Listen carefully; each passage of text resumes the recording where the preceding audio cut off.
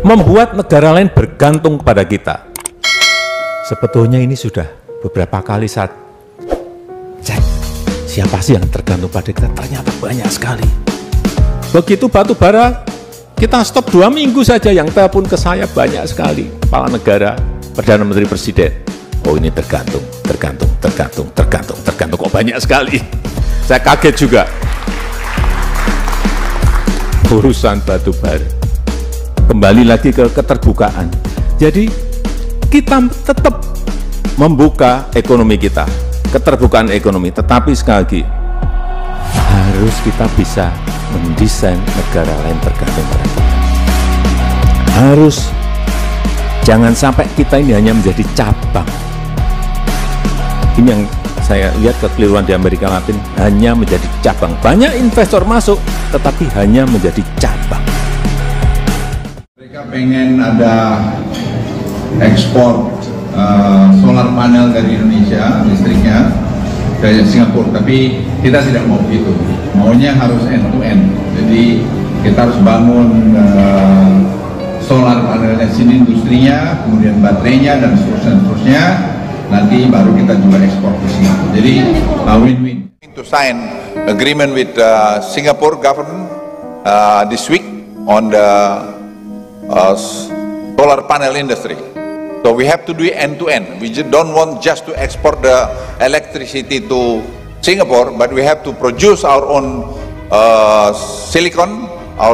solar panel and battery and others. So this is have to be end to end. This I think the projects could go up to $50 billion. So again, Indonesia cannot be back like maybe 10 years ago that we just get the raw material import to other country. No way. You get something, we get something.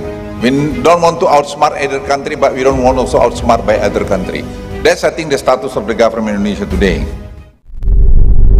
RI siap ekspor PLTS ke Singapura asalkan industri panel surya dibangun dulu di Indonesia.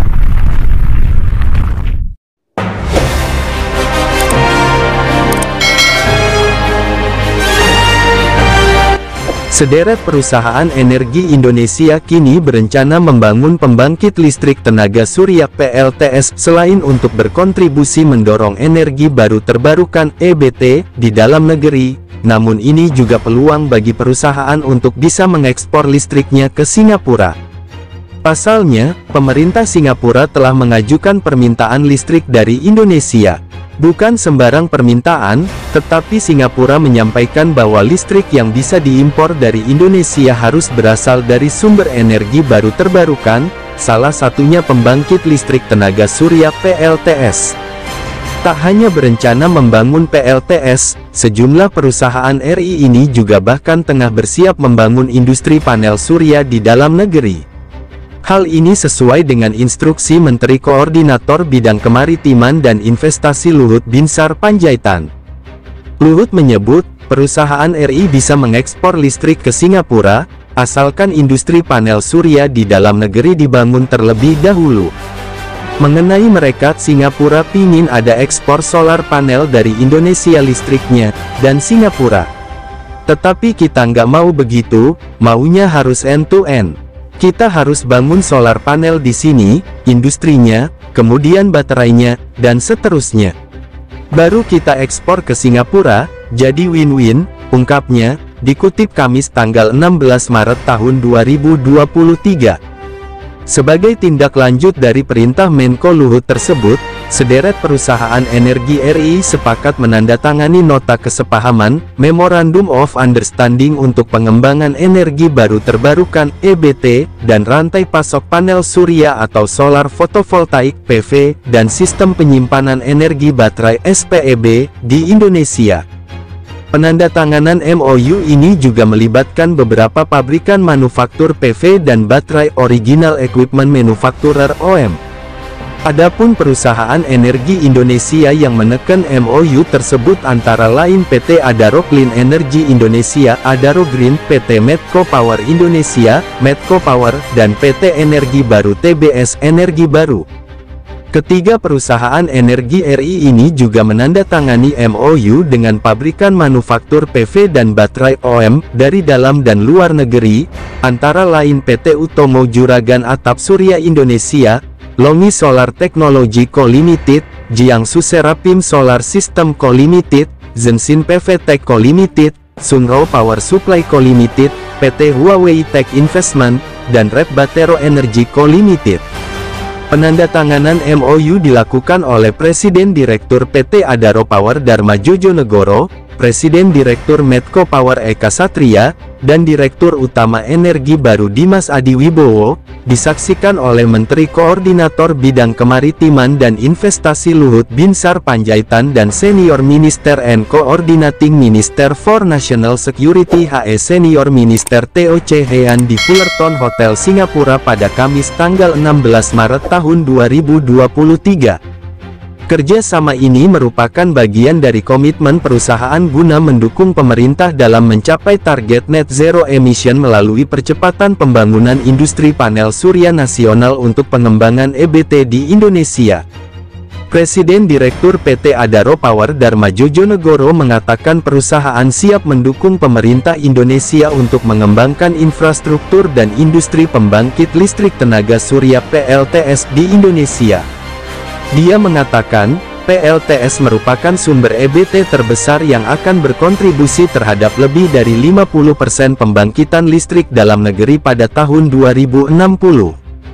Adaro Green bersama dengan Medco Power dan Energi Baru siap mendukung upaya pemerintah, melalui Kemenko Marves, terkait penggunaan produk dalam negeri untuk proyek-proyek EBT yang sedang dikembangkan, antara lain dengan menjalin kerjasama terkait peluang industrialisasi bisnis rantai pasok PLTS yang terdiri dari rantai pasok industri solar PV dan SPEB, tuturnya, dikutip dari keterangan resmi perusahaan, Jumat tanggal 17 Maret tahun 2023.